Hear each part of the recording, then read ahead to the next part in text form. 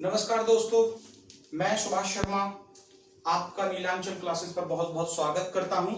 और जैसा कि आप जानते हैं कि हिंदी विषय पर आधारित जो प्रश्नोत्तरी है वो आपकी कक्षाएं लगातार जारी हैं।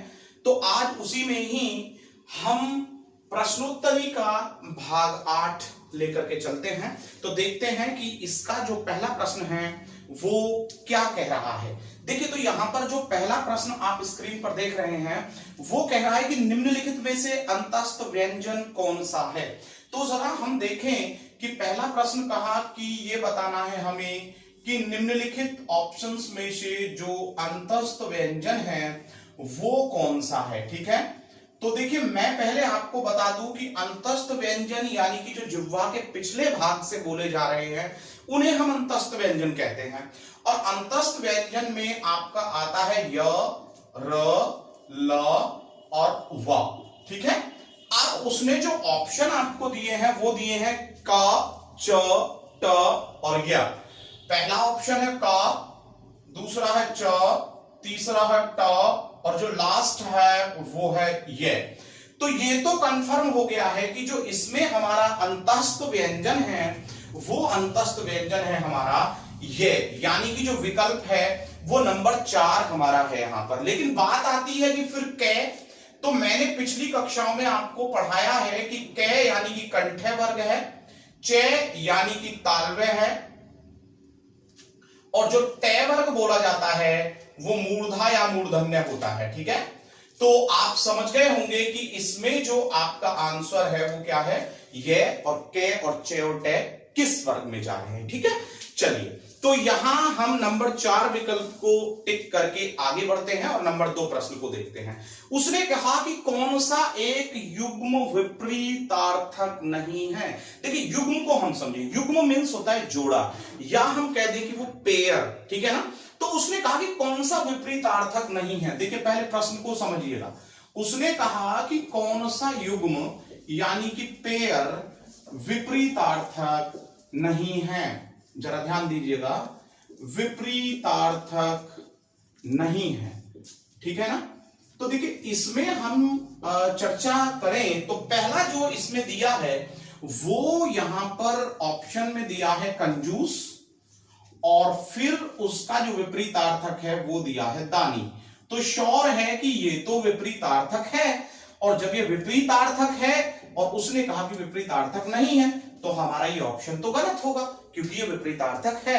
दूसरा कहता है ऊंच नीच, तो जब हम देख रहे हैं ऊंच नीच को तो श्योर है कि ऊंच नीच भी एक दूसरे के विपरीतार्थक हैं और उसने पूछा कौन सा नहीं है, तो ये भी जो विकल्प है हमारा वो 100% गलत। जब हम बात करते हैं नंबर 3 की तो उसने एक दिया है यहां पर उदय यानी कि निकलना और एक दिया है यहां पर उग्र यानी कि क्रोधित हो जाना। तो एक तो निकलना है, उदय होना है, और एक है उग्र यानी क्रोधित हो जाना। तो ये एक दूसरे के विपरीतार्थक नहीं है। तो ऑप्शन जो हमारा तीसरा है, जो विकल्प नंबर 3 है, वो यहां पर बिल्कुल सही है। चलिए हम नंबर 4 को भी देख लेते हैं कि क्या दिया है, उत्थान, और उत्थान का विपरीत होता है पतन। तो श्योर है कि ये भी विपरीतार्थक है, तो ये भी नहीं होगा। और जवाब था कि कौन सा विपरीतार्थक युग्म नहीं है, तो हमारा जो जवाब है दूसरे प्रश्न का वो है तीसरा विकल्प। ठीक है, चलिए अब हम यहां से आगे बढ़ते हैं और तीसरे प्रश्न की ओर देखते हैं। तीसरा प्रश्न कह रहा है कि राम खाना खाएगा। देखिए जरा देखिएगा, यहां पर तीसरा जो प्रश्न है वो कहता है कि राम खाना खाएगा। ठीक है, अब उसने कहा कि इसमें आपको क्रिया का रूप बताना है। क्या बताना है, क्रिया का रूप बताना है। और वाक्य में जो पूछा है ना वो कर्मवाच्य पूछा है, क्रिया का रूप नहीं पूछा। उसने कहा कि इसका कर्मवाच्य यदि हम बनाएं तो वो कैसे बनेगा, कर्मवाच्य। अब कर्मवाच्य क्या होता है, यानी कि पैसिव वॉयस होता है। ठीक है ना, और पैसिव वॉयस में हम केवल 2 शब्दों का इस्तेमाल करते हैं। अगर हम इंग्लिश की बात करें तो हम बाय का इस्तेमाल करते हैं, और हिंदी में अगर हम बात करें, या तो हम उसमें से लाते हैं या हम हिंदी में लेकर के आते हैं के द्वारा। जब हम कर्मवाच्य बनाते हैं तो वाक्य जो है वो कर्म पर मुख्य तरह डिपेंड होता है। तो उसने कहा कि राम खाना खाएगा, तो देखिए पहला कहा राम ने खाना खाया, तो राम ने खाना खाया तो कौन था जिसने खाना खाया? वो राम ने खाना खाया, तो श्योर है कि ये तो ऑलरेडी कर्तृवाच्य हुआ। क्या हुआ? हमारा कर्तृवाच्य हुआ, तो श्योर है कि ये तो गलत है, हमें कर्तृवाच्य थोड़ी देखना। दूसरा उसने यहां पर कहा कि जो राम है वो खाना खाता है। अब देखिए राम खाना खाता है तो श्योर है कि कौन खाना खाता है? राम खाना खाता है। तो देखिए विकल्प नंबर जो 1 दिया है राम खाना खाता है, तो ये भी तो आपका कर्तृ या कर्तावाच्य ही हुआ, ठीक है, तो ये भी यहां पर गलत होगा। अब हम विकल्प नंबर 2 देख रहे हैं। 2 विकल्प है कि राम से खाना खाया जाता है, तो राम से खाना खाया जाता है, एक बात, राम से खाना खाया जाता है। और दूसरा देखिए, दूसरा यह हो सकता है, अगर हम इसे देखें तो या में अगर हम देखें तो हम इसे ऐसे भी तो बना सकते हैं, राम के द्वारा खाना खाया जाता है, राम के द्वारा खाना खाया जाता है, ठीक है, या खाना राम के द्वारा खाया जाता है। ये हमारे यहां पर कर्मवाच्य बनेंगे। तो श्योर है कि जो हमारा पहला ऑप्शन है वो भी यहां पर गलत है, जो हमारा उसके बाद दूसरा ऑप्शन दिया वो बिल्कुल सही है क्योंकि वो कर्मवाच्य है, ठीक है, और जो हमारा तीसरा ऑप्शन दिया वो भी बिल्कुल गलत है। और नंबर 4 राम खाना खाएगा, लिखने की भी आवश्यकता नहीं है, राम खाना खाएगा, तो कौन खाना खाएगा? राम खाना। तो नंबर 4 विकल्प भी जो है वो आपका कर्तृवाच्य है, तो वो भी यहां पर गलत रहेगा। तो ऑप्शन आपका जो सही है इसमें वो कौन सा है? जो नंबर 2 विकल्प आपका है वो यहां पर बिल्कुल सही है। चलिए अब हम यहां से आगे बढ़ते हैं और देखते हैं कि जो आपका प्रश्न नंबर 4 यहां पर दिया है वो क्या कह रहा है। तो जल्दी से आप नंबर 4 प्रश्न को स्क्रीन पर देखिए, क्योंकि ये एक मुहावरा यहां पर दिया गया है और वो कह रहा है कि लोहा मानना।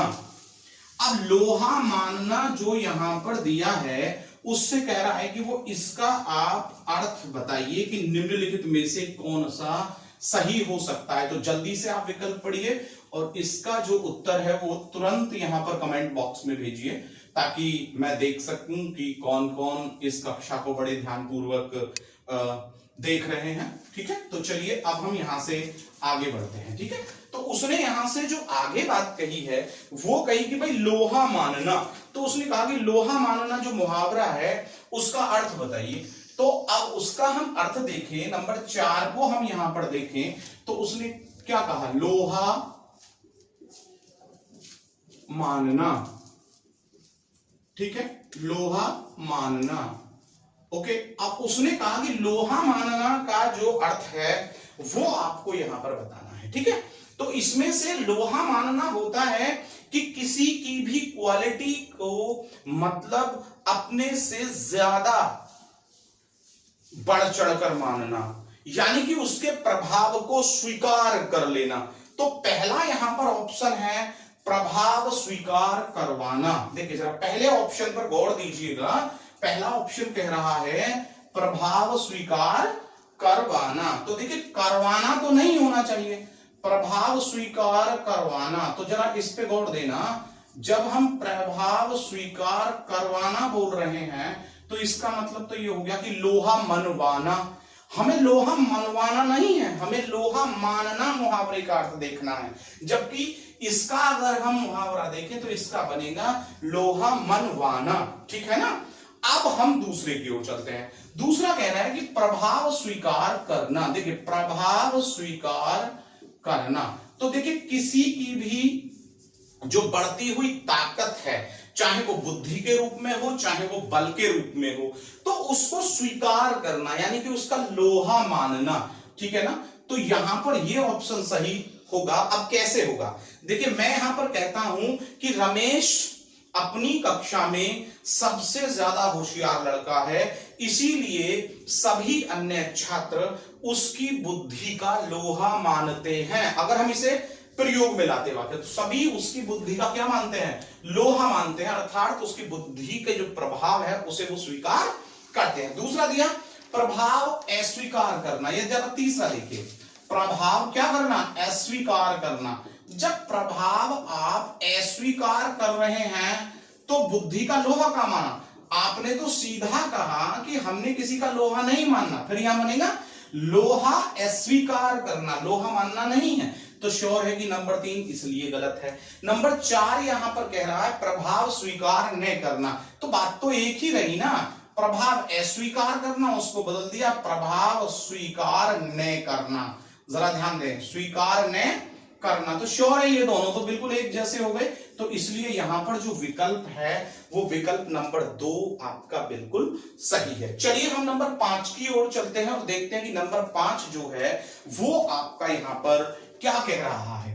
तो नंबर 5 आपसे बोल रहा है कि देखिए कड़वाहट शब्द में आपको प्रत्यय बताना है। क्या बोल रहा है वो, कड़वाहट शब्द में, देखिए दोबारा से देखिएगा, कड़वाहट, और कड़वाहट शब्द में उसने क्या पूछा है, प्रत्यय पूछा है।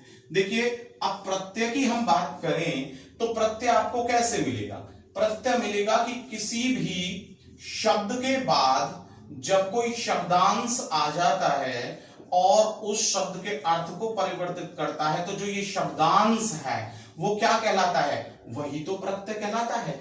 अब वो यहां कह रहा है कि कड़वाहट में प्रत्यय बताइए, तो जब हम इसे देखेंगे, इसे तोड़ेंगे तो हम बनाएंगे कड़वा धन आहट, कड़वा धन आहट। तो इसमें जो शब्दांश आया यानी कि जो प्रत्यय आया वो क्या आया, आहट आया। अब आप ये देखिए यहां पर कि जो आपके नंबर 5 प्रश्न में जो नंबर 3 विकल्प दिया है आहट, वही आपका सही है। तो विकल्प नंबर कौन सा सही है 5वें में, तीसरा, यानी कि आहट। अब हम नंबर 6 की ओर चलते हैं और देखिए नंबर 6 जो यहां दिया है, ये जो प्रश्न है ये सर्वनाम के भेद पर आधारित है और इसने कहा कि शीला अपने कपड़े स्वयं धोती है। जरा देखिएगा, शीला अपने कपड़े स्वयं धोती है और उसने कहा कि जो ये रेखांकित शब्द है ना, इसमें सर्वनाम का भेद बताना है। जब शीला अपने कपड़े स्वयं धोती है तो उसमें रेखांकित शब्द में सर्वनाम का भेद पूछा है और जो रेखांकित शब्द है वो है स्वयं। तो हम स्वयं को अपने आप भी मान सकते हैं, स्वयं को हम अपने आप भी कह सकते हैं कि शीला अपने कपड़े अपने आप धोती है, या हम ये भी कह सकते हैं कि शीला अपने कपड़े खुद धोती है। ठीक है, और देखिए जो स्वयं है, अपने आप है, खुद है, ये जो शब्द हैं ये सर्वनाम के निजवाचक भेद में आते हैं। किस में आते हैं, सर्वनाम का कौन सा भेद, निजवाचक। ठीक है, तो ना ये इसके अंदर जो ये सर्वनाम का भेद है वो क्या है, वो है निजवाचक सर्वनाम। अब आप देखिए कि निजवाचक सर्वनाम जो है वो आपका विकल्प बी यानी कि नंबर 2 दिया है। देखिए हम इस पर थोड़ी सी ओरल चर्चा कर लें। पुरुषवाचक सर्वनाम 3 भेद होते हैं, उत्तम पुरुष, मध्यम पुरुष, अन्य पुरुष। उत्तम पुरुष में मैं और हम से जुड़े सभी शब्द होते हैं, मध्यम पुरुष में तू तुम आप से जुड़े सभी शब्द होते हैं, और अन्य पुरुष में यह वह ये वे इनसे जुड़े हुए सभी शब्द होते हैं, तो पुरुषवाचक नहीं हो सकता। बात आती है निश्चयवाचक सर्वनाम। निश्चयवाचक सर्वनाम यानी कि संकेतवाचक सर्वनाम होता है, तो इसमें ये भी नहीं और कोई नहीं, इसलिए नहीं क्योंकि हमें जवाब इसका पहले ही मिल चुका है, निजवाचक सर्वनाम है, क्योंकि स्वयं, खुद या अपने आप जो शब्द आते हैं वो किसमें आते हैं। तो आपका जो विकल्प नंबर 2 यानी कि बी है वो इसमें बिल्कुल सही है। चलिए नंबर 7 की ओर चलते हैं और जरा ध्यान से देखेंगे नंबर 7 क्या कह रहा है। उसने कहा कि बोली किसकी इकाई है, यानी कि यूनिट पूछ रहा है, बोली की इकाई ये बताइए कि जो बोली है वो किसकी इकाई है, यूनिट। ठीक है ना, भाषा नहीं पूछी है कि भाषा, ठीक है ना, तो उसने कहा बोली किसकी इकाई है। तो देखिए पहला ऑप्शन इसने दिया है कि भाई ये तो भाषा की इकाई है, अर्थात भाषा का छोटा रूप है। ठीक है ना, हाँ हो सकता है, क्योंकि अभी हमें और भी ऑप्शंस यहां पर देखने हैं, तो अभी हम इस पर राइट या रॉन्ग नहीं लगाने वाले हैं, ठीक है। दूसरा उसने कहा अंचल की छोटी इकाई, किसकी?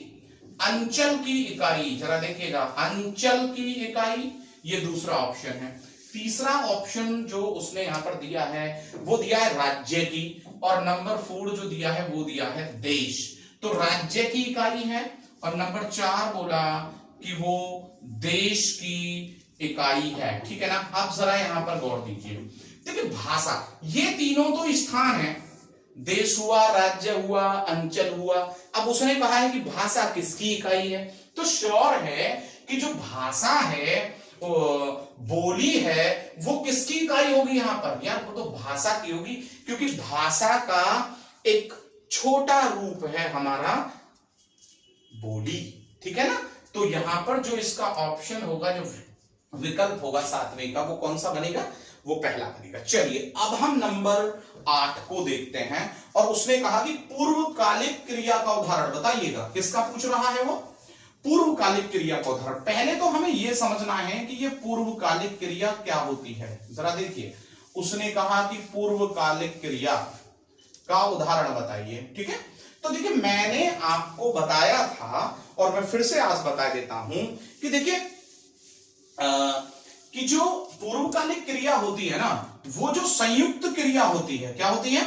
संयुक्त क्रिया। अब देखिए संयुक्त क्रिया वो होती है कि जिसमें दो क्रियाओं का एक साथ प्रयोग किया जाता है एक ही स्थान पर। अब संयुक्त क्रिया में जो पहले क्रिया हो जाती है वो क्या कहलाती है? पूर्वकालिक क्रिया।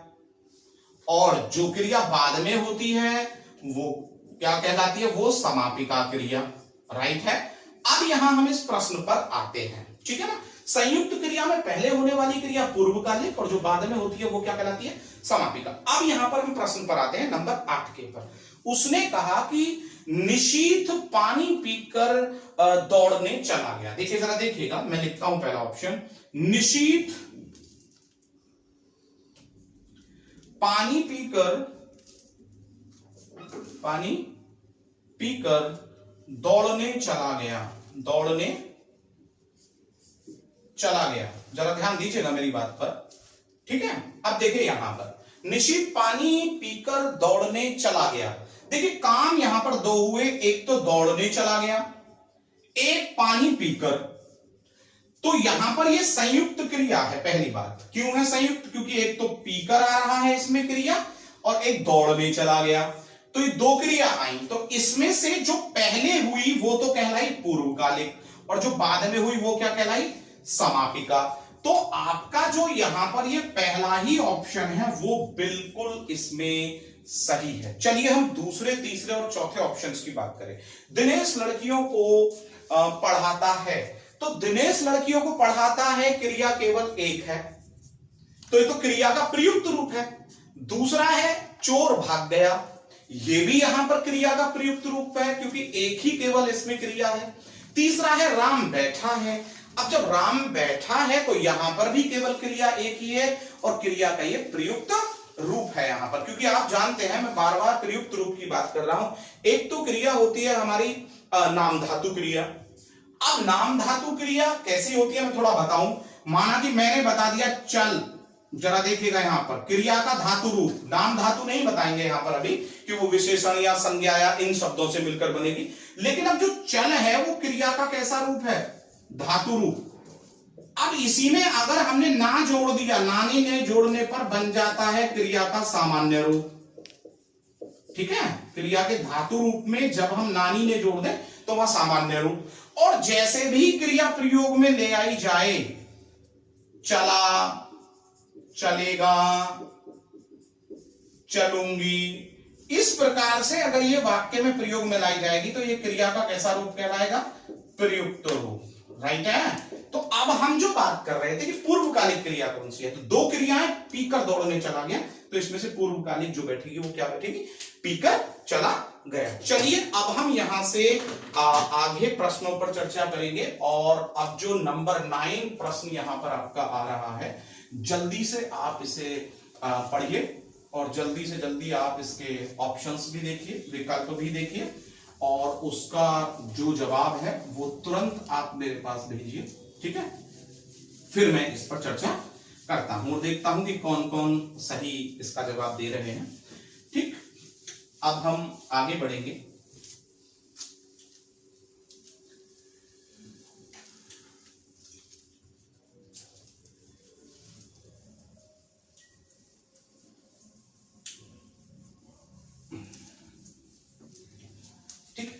अब हम जो चर्चा करेंगे वो नेक्स्ट प्रश्न पर करेंगे। जैसा कि मैंने अभी कहा था, तो यहां पर जब हमारा 9वां प्रश्न हम देख रहे हैं, तो 9वां प्रश्न यहां पर कह रहा है कि बैठ, कर, चल आदि जो धातु हैं, ये बताइए कि वो किसके प्रकार हैं, इनके प्रकार बताना है आपको। कर, बैठ, चल, कर, बैठ, चल, इनमें वो पूछ रहा है कि ये बताओ कि ये किसके प्रकार हैं, किस प्रकार की क्रिया हैं। उसने कहा कर, बैठ, चल। अभी तो हम इसी प्रश्न पर ही चर्चा कर रहे थे, बिल्कुल इसी प्रश्न पर मैंने चर्चा की। क्रिया का मूल रूप, सामान्य रूप, ठीक है ना। तो मूल रूप ही तो धातु रूप है। अब उसने कहा कि क्या है ये, उसने कहा पहला मूल धातु है क्या, ये क्या है, मूल धातु। दूसरा उसने कहा कि क्या ये यौगिक धातु है। तीसरा कहा कि क्या ये प्रेरणार्थक धातु है, यौगिक धातु। तीसरा कहा कि क्या ये प्रेरणार्थक धातु है, ठीक है। और लास्ट में इसने यहां पर कहा है कि क्या ये नाम धातु है। देखिए फिर से वही प्रश्न है लगभग जो मैं अभी समझाया हूं, नाम धातु है, ठीक है। देखिए पहले हम समझे कि मूल धातु क्या होती है। क्रिया का वह रूप जिसे और छोटा नहीं किया जाता है, अर्थात जड़ रूप। मूल का मतलब जड़ है, तो जो जड़ रूप होता है, जो प्रारंभिक जो शैशव अवस्था वाला रूप होता है, उसे हम मूल धातु कहते हैं। यौगिक धातु यानी कि क्रिया का संयुक्त रूप। प्रेरणार्थक क्रिया, मैंने इस पर चर्चा की थी, देखिए पिछली कक्षा में भी। प्रेरणार्थक क्रिया जिसमें कार्य स्वयं ना करते हुए किसी दूसरे से करवाते हुए पाया जाता है, वो प्रेरणार्थक होती है। और नाम धातु क्रिया वो होती है कि जो संज्ञा, सर्वनाम तथा विशेषण आदि शब्दों से मिलकर के बनती है। मैं उदाहरण देता हूं, जैसे कि नाम धातु की बात करें। नाम धातु में जैसे कि मैं यहां पर कहता हूं चिकना। अब चिकना एक विशेषण शब्द है, लेकिन चिकना का बनाते हैं हम चिकनाना। तो विशेषण शब्द से हमने क्या बना दिया, उसे चिकनाना बना दिया और वो क्रिया बन गई। इसी प्रकार से एक शब्द होता है बात, और बात जो है यहां पर एक संज्ञा शब्द है, तो बात का बना दिया हमने बतियाना। तो जो संज्ञा, सर्वनाम तथा विशेषण शब्द से क्रिया के रूप बनते हैं वो क्या कहलाते हैं, नाम धातु। प्रेरणार्थक जिसमें कार्य स्वयं न करके किसी दूसरे से करवाते हुए पाया जाता है। जैसे कि मुझे पत्र लिखवाना है, मुझे पत्र लिखवाना है, उसे अपना मकान बनवाना है, तो वो कार्य स्वयं न होकर किसी दूसरे के द्वारा करवाया जाएगा, वो प्रेरणार्थक। यौगिक, अभी हमने इससे पहले प्रश्न पर ही चर्चा की कि जो संयुक्त क्रिया का रूप हो, वह बचकर भागा, तो पहले बचकर फिर भागा, संयुक्त। अब मूल धातु क्या है अभी बताइए। मूल धातु ये होती है जैसे कि कर, बैठ, चल, रो, हंस। अगर हम इससे आगे जोड़े, हंस का बना दें हंसना, हंस का बना दें हंसी, हंस का बना दें हंसेंगे, तो ये जो है क्रिया के प्रयुक्त रूप और सामान्य रूप हो जाएंगे। तो यहां पर अब जो इसका जवाब होगा वो क्या होगा कि ये मूल धातु है, क्योंकि ये क्रिया की शैशव अवस्था या प्रारंभिक अवस्थाएं हैं। और जो क्रिया की शैशव अवस्था या प्रारंभिक अवस्थाएं होती हैं उन्हें हम क्या कहते हैं, क्लियर हो गया। अब हम यहां से आगे बढ़ते हैं। अब जब हम यहां से आगे 10वें प्रश्न की ओर चल रहे हैं, तो 10वां प्रश्न आपका बहुत ही आसान है, और वो कह रहा है कि भक्ति रस का स्थायी भाव बताना है। क्या बताना है, भक्ति रस का स्थायी भाव। अब जरा यहां देखिएगा, भक्ति रस का स्थायी भाव। पहले तो हम ये समझें कि ये जो स्थायी भाव है ये होता क्या है। स्थायी भाव यानी कि मन के अंदर लंबे समय तक रहने वाले जो भाव होते हैं, जो लंबे समय तक टिके रहते हैं, उन्हें हम स्थायी भाव कहते हैं। अब वो कह रहा है भक्ति रस का स्थायी भाव बताना है, तो उसने पहला तो लिखा है निर्वेद। क्या लिखा है, जरा ध्यान दें, निर्वेद, ठीक है। दूसरा जो उन्होंने यहां पर ऑप्शन दिया है आपको, वो दिया रति, और तीसरा कहा उसने पुत्र स्नेह। क्या कहा? पुत्र स्नेह। और अगर हम लास्ट ऑप्शन यानी नंबर 4 की बात करें तो उसने कहा भगवत प्रेम। क्या कहा? भगवत प्रेम। देखिए आप जरा यहां पर ध्यान दीजिएगा, निर्वेद, निर्वेद जो स्थायी भाव है वो शांत रस का होता है। किसका होता है? शांत रस का, ठीक है ना। और रति जो होता है वो होता है आपका श्रृंगार रस का, ठीक है। और पुत्र स्नेह भी अगर हम देखें तो इसमें ममत्व दिखाया जाएगा, और जब ममत्व दिखाया जाएगा तो वो श्योर है कि वो वात्सल्य में चला जाएगा, और ये दोनों फिर किस में जाते हैं? श्रृंगार में ही चले जाते हैं। फिर बचा भगवत प्रेम।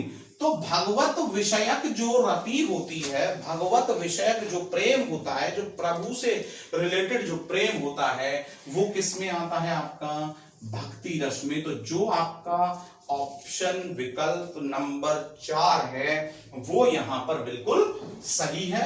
चलिए तो अब यहां से आगे प्रश्न नंबर 11। तो 11वें नंबर को आप बहुत जल्दी से पढ़ के उसके जो विकल्प हैं उनमें से जो आपको सही उत्तर लग रहा है वो तुरंत आप हमारे पास भेजिए।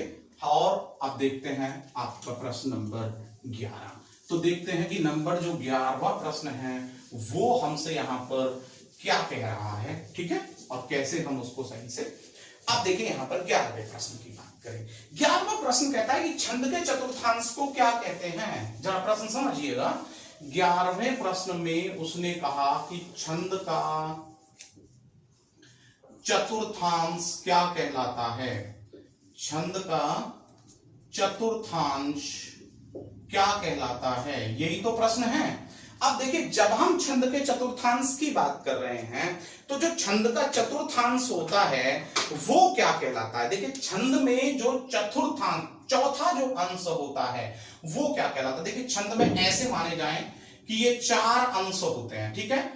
पहला अंश, दूसरा, तीसरा और ये चौथा अंश होता है। इस तरीके से हम मान ले, ठीक है।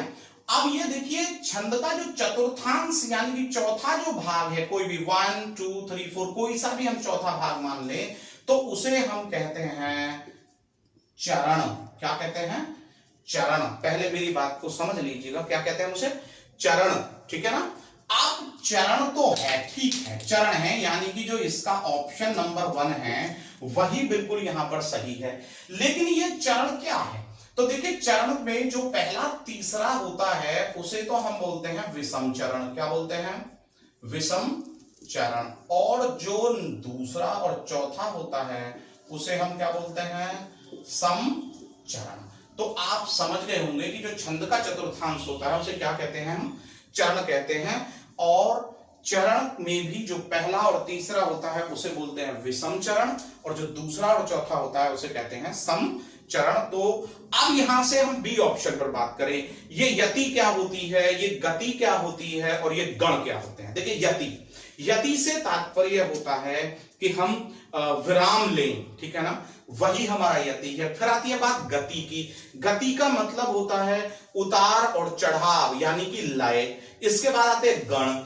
गण की बात करते हैं तो यगण, मगण, तगण, रगण, जगण, भगण, नगण और सगण, ठीक है ना। ये सभी जो 8 होते हैं इन्हें गण माना गया है, जिससे कि हम मात्राओं को काउंट करते हैं, ठीक है ना। तो इसका पहला ऑप्शन। चलिए आगे बढ़ते हैं आप और, ठीक है। जब हम यहां से आगे बढ़ रहे हैं तो हमें प्रश्न नंबर 12 दिखाई दे रहा है। कौन सा? 12। और देखिए 12वां प्रश्न कहता है कि अध्यापक ने कक्षा में गणित की परीक्षा ली। अध्यापक ने कक्षा में गणित की परीक्षा ली, यही है ना।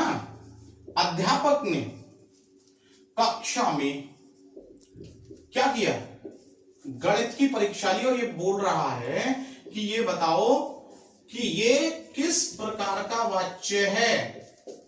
और वाच्य तो हम आपको बता ही रहे हैं, वाच्य यानी कि एक तो कर्ता यानी कि कर्तृ, एक कर्म और एक भाववाच्य, राइट है, भाववाच्य।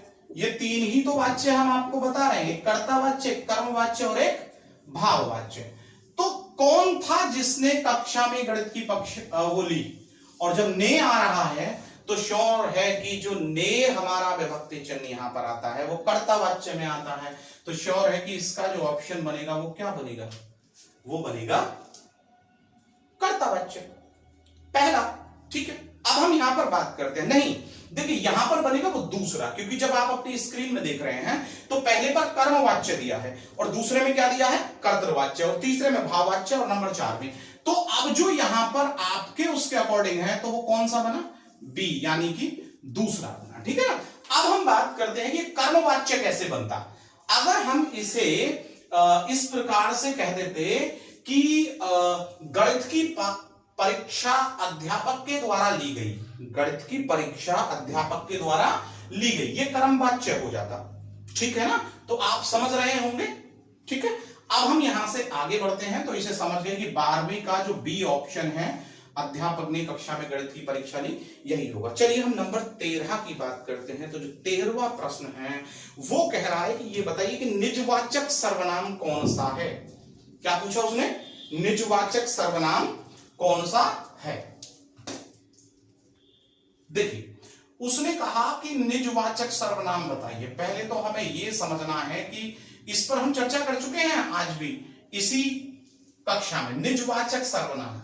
अरे हमने कहा कि निजवाचक सर्वनाम जो होता है इसे स्वयंवाचक भी बोलते हैं। इसमें स्वयं आता है, खुद आता है तथा अपने आप भी आता है। क्या आता है? अपने आप भी आता है। अब आप देख लीजिए, उसने कहा कि निम्नलिखित में से निजवाचक सर्वनाम बताइए कि कौन सा है। तो देखिए निजवाचक सर्वनाम की अगर हम बात करें, उसने पहले बोला हम लोग। अब जब वो हम लोग बोल रहा है तो हम बोल रहा है वो तो पुरुषवाचक की बात हो रही है, हम। दूसरी बात कर रहा है हम दोनों, वहां पर भी। और तीसरा कह रहा है तुम, तो वो पुरुषवाचक में कौन सा हो गया?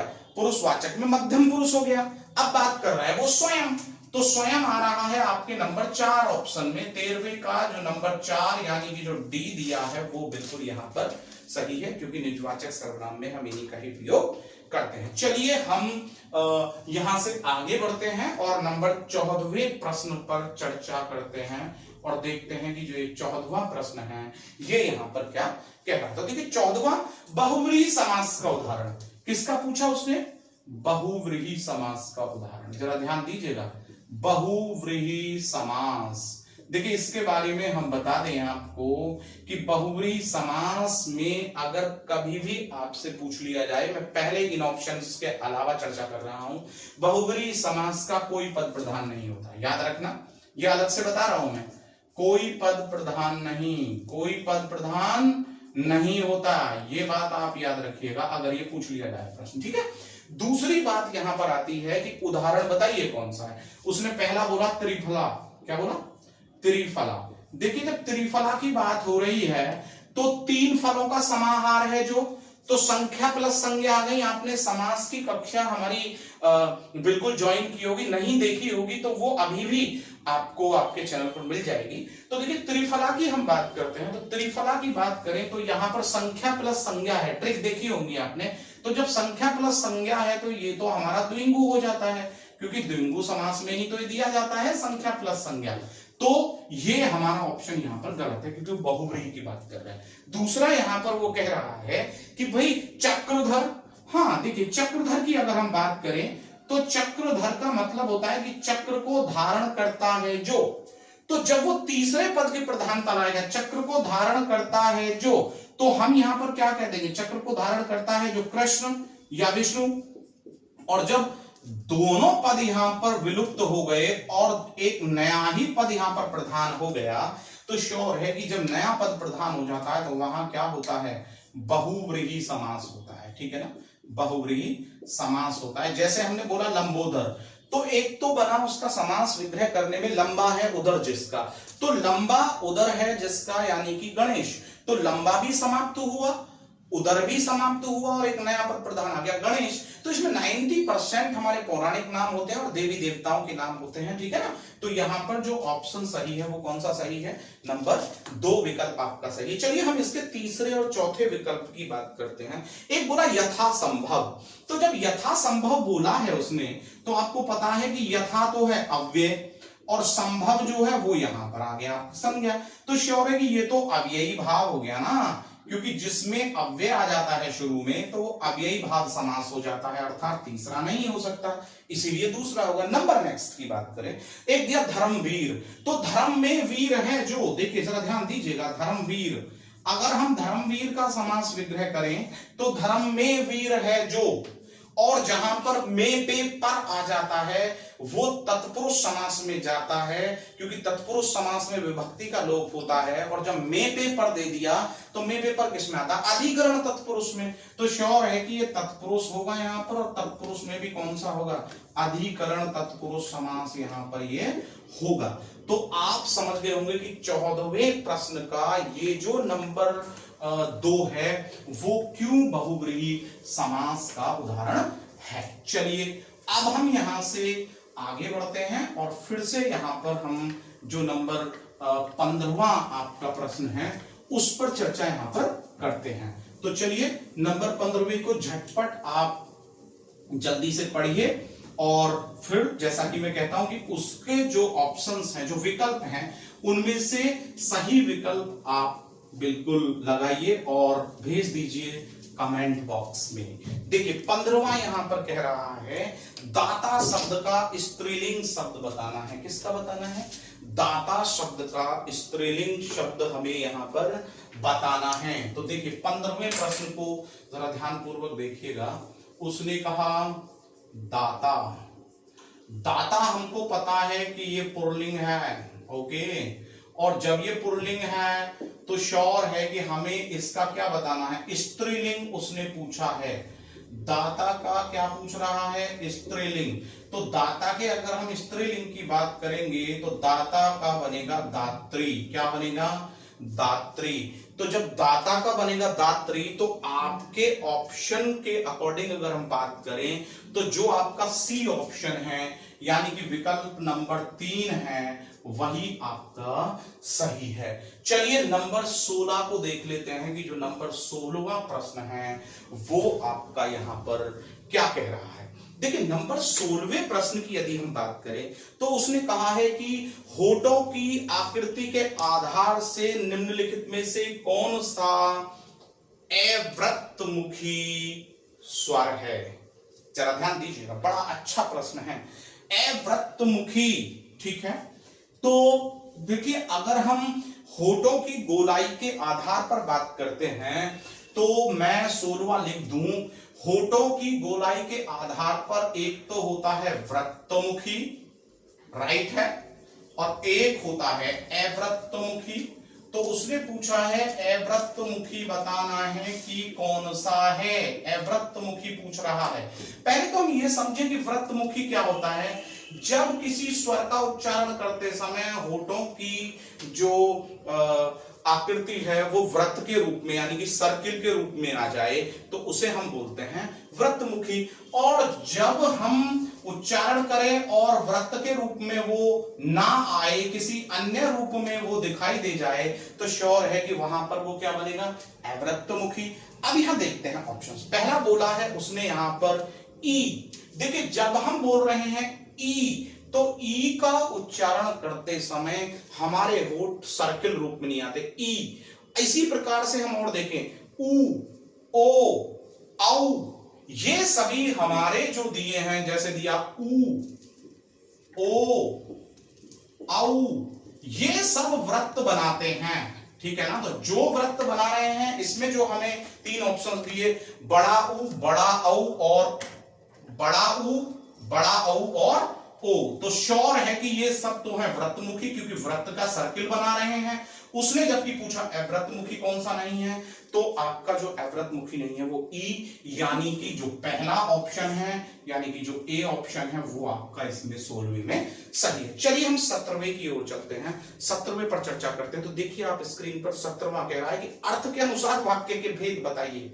अर्थ के अनुसार वाक्य के भेद, देखिए मैं इस पर थोड़ा और चर्चा कर लूंगा।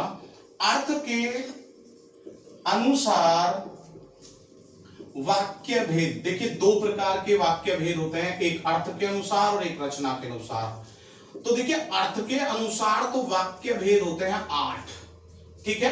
तो जो आपका यहां पर ऑप्शन होना चाहिए, इसमें दिए हैं 8 6 4 2। देखिए ऑप्शंस दिए हैं 8 6 4 2, तो आपका ऑप्शन क्या सही होना चाहिए, यानी कि ए सही होना चाहिए, पहला वाला सही होना चाहिए। बात निकल के आती है कि ये जो 8 भेद होते हैं अर्थ के अनुसार वो कौन कौन से होते हैं। तो देखिए एक तो होता है विधिवाचक, जिसे आप कथनात्मक भी बोल देते हैं, विधिवाचक। अगर हम इंग्लिश में बात करें तो पॉजिटिव, ठीक है ना, यानी कि एफर्मेटिव। अब दूसरा होता है निषेधवाचक। अब ये निषेध की अगर हम बात करें तो इसे हम बोलेंगे नेगेटिव। क्या बोलेंगे? नेगेटिव। नंबर 3 की अगर हम बात करें तो वो होता है आज्ञावाचक। कौन सा होता है? आज्ञावाचक, यानी कि इंपरेटिव। कौन सा होता है? इंपरेटिव। नंबर 4 की हम बात करें तो उसे हम लेकर के आए प्रश्नवाचक के रूप में, यानी कि इंटेरोगेटिव। क्या बनाए हम उसको? इंटेरोगेटिव। आप समझ पा रहे हैं ना कि हम चारों पर जो चर्चा की है अभी तक हमने। नंबर 5 विस्मयादि बोधक, इसे बोलते हैं या विस्मयवाचक, या तो विस्मयवाचक या विस्मयादि बोधक, यानी कि इंग्लिश में एक्सक्लेमेटरी। और इसके बाद आगे आता है संदेहवाचक। संदेहवाचक यानी कि डाउटी।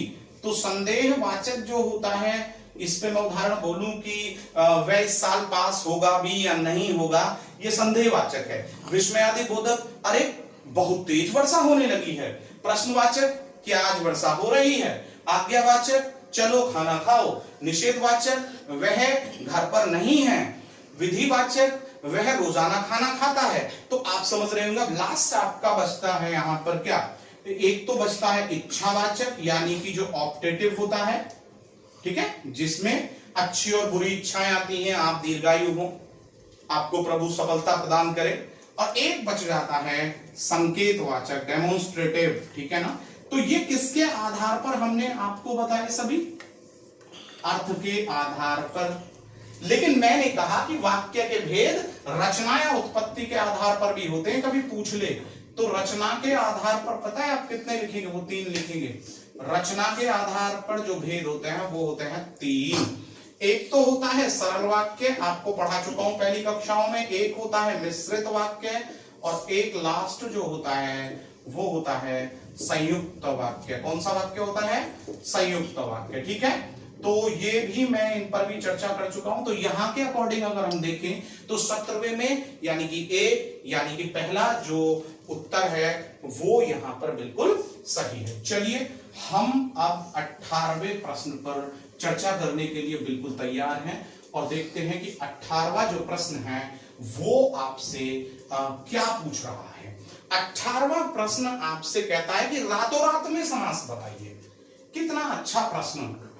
उसने कहा कि आपको रातों रात में समास बताना है। क्या बताना है? रातों रात में समास का भेद बताना है कि कौन सा है। देखिए जहां पर भी दो शब्द एक जैसे दिखाई दे जाएं तो पहले शब्द को अव्यय मान लिया जाता है। जैसे रातों रात, दिनों दिन, हाथों हाथ, ठीक है ना।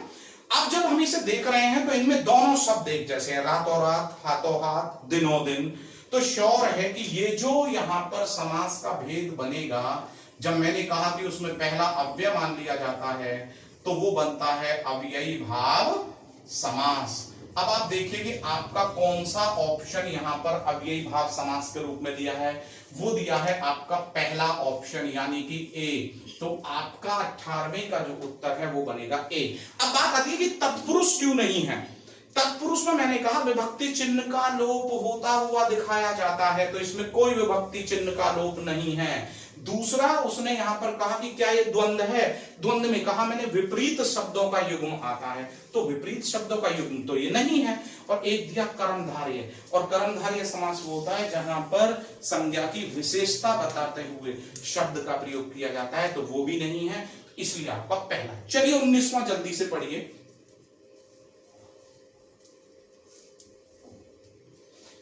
शायद पढ़ लिया होगा। देखिए 19वें में उसने कहा कि किस वाक्य में निपात का प्रयोग है। बड़ा अच्छा प्रश्न है। 19वें में कहा कि किस वाक्य में निपात का प्रयोग हुआ है, तो क्वेश्चन मार्क बना देता हूं कि व्हाट इज निपात। ये निपात आखिर है क्या। सबसे पहले तो हमें यही समझना पड़ेगा। यदि हम यही नहीं जानते हैं कि निपात क्या है, तो सीधी सी बात है कि हम इसे फिर कैसे सही करेंगे। हम चारों ऑप्शंस में से एक भी सही नहीं कर सकते। तो पहले समझे निपात क्या होता है। देखिए किसी भी वाक्य को और अधिक प्रभावी बनाने के लिए जिन छोटे अव्यय रूपी शब्दों का इस्तेमाल किया जाता है उन्हें हम निपात कहते हैं। दोबारा से समझिएगा, निपात किसी भी वाक्य को और ज्यादा प्रभावी बनाने के लिए प्रयोग किया जाने वाला शब्द है। जैसे कृष छत पर बैठा है। देखिए साधारण वाक्य है कि हरीश छत पर बैठा है, कोई निपात नहीं है इसमें। हरीश छत पर, हां अगर हम इसे ऐसे बोल देते हरीश भी छत पर बैठा है, तो यहां पर जो भी होता वो निपात होता, क्योंकि वो उसको और अधिक प्रभावी बना रहा है, वाक्य को प्रेशराइज्ड कर रहा है। दूसरा देखिए, कल एक कवि गोष्ठी का आयोजन किया गया। अगर यहां पर वाक्य बना दिया जाता कि कल भी एक कवि गोष्ठी का आयोजन किया गया है, तो यहां पर ये जो भी शब्द आता वो निपात कहलाता, क्योंकि वाक्य और प्रेशराइज्ड हो जाता और ज्यादा। दूसरा बोला आप भी आइएगा। क्या बोला? आप भी आइएगा। अगर केवल इतना बोल दिया जाए आप आइएगा, तो श्योर है कि आप आइएगा सामान्य हो जाता, लेकिन अब उसने बोला आप भी आइएगा, तो जो यहां पर ये भी आ गया है वो क्या है, वो यहां पर निपात है। तो आपका जो इसमें ऑप्शन नंबर जो सी है, यानी कि तीसरा है, वो सही है। और उसमें पूछा जाए कि निपात कौन सा है, वो है भी। अब देखिए डी ऑप्शन में दिया, मैं छुट्टी के दिन घर पर रहता हूं, ठीक है ना, कोई निपात नहीं है। अगर ऐसे बोल दिया जाए आप तो, यहां बोल दिया जाए आप तो बड़े मूर्ख हैं, अगर केवल बोला जाए आप बड़े मूर्ख हैं, सही है, लेकिन वहां बोला जा रहा है आप भी या आप तो ये यहां पर निपात है। तो श्योर है कि निपात में जो ऑप्शन बना वो क्या बन गया आपका, सी, यानी कि 3। यानी कि आप समझ गए होंगे कि हमने इसमें क्यों बताया ये 3, 19वां। अब चलिए हम आज के जो लास्ट प्रश्न है, यानी कि जो आपका 20वां प्रश्न है, इस प्रश्नोत्तरी श्रृंखला नंबर 8 का, उस पर भी हम चर्चा करते हैं।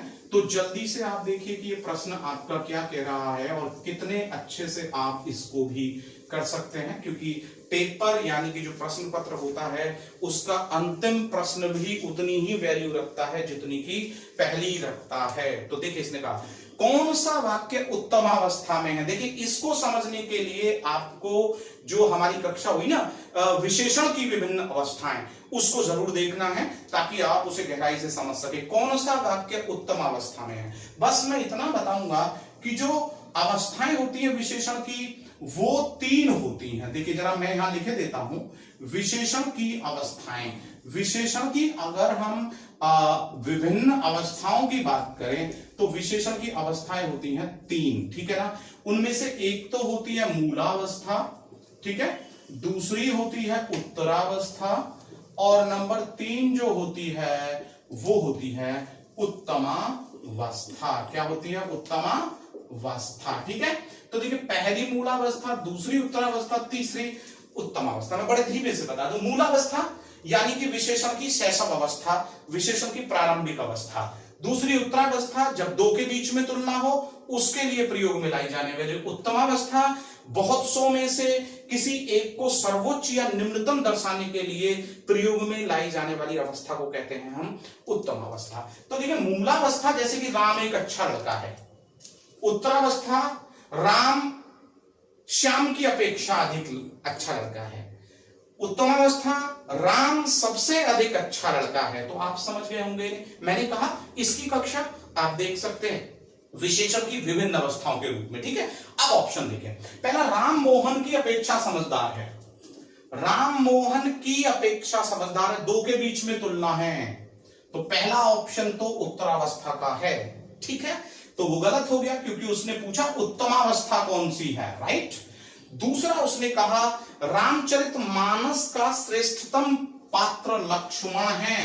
रामचरितमानस का श्रेष्ठतम यानी कि उससे ऊपर कोई भी नहीं, उत्तमावस्था। श्रेष्ठतम पात्र कौन सा है? लक्ष्मण है। तो इसमें जो ऑप्शन है, जो विकल्प है, वो कौन सा बनेगा? वो आपका जो सी दिया है ना, कौन सा दिया है?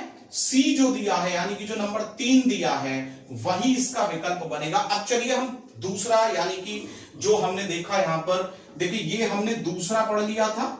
ठीक है, अब हम अगर इसका पहला पढ़े, सावित्री पतिव्रता स्त्री है, तो सावित्री पतिव्रता स्त्री है, तो ये तो मूलावस्था है, किसी की अपेक्षा नहीं दिखाया और सबसे नहीं कहा, तो सावित्री पतिव्रता स्त्री है, इसमें मूलावस्था का प्रयोग हुआ है। राम मोहन की अपेक्षा समझदार है, उत्तरावस्था का प्रयोग किया गया है। रामचरितमानस का श्रेष्ठतम यानी कि सबसे जो उच्च पात्र है वो लक्ष्मण है। और देखिए एक और दिया, पूनम शशि से बढ़कर सुंदर है। पूनम शशि से बढ़कर सुंदर है, उत्तरावस्था, दो के बीच में तुलना है। तो आप समझ गए होंगे कि 20वें का जो विकल्प है नंबर 3 वो बिल्कुल सही है। और मैं समझता हूं कि आपने इस कक्षा को बहुत ध्यान पूर्वक वॉच किया है, देखा है, और अगर देखा है तो आप आगे अच्छे मार्क्स भी लाने के लिए तैयार हैं। मैं जल्द ही आपके सामने एक नई फिर से कक्षा लेकर के उपस्थित हूंगा। यदि ये पसंद आई है कक्षा तो इस पर लाइक, शेयर, कमेंट और चैनल को सब्सक्राइब करना ना भूलें। मैं जल्द आ रहा हूं, तब तक के लिए मैं आपसे नमस्कार, विदा चाहता हूं। जय हिंद दोस्तों।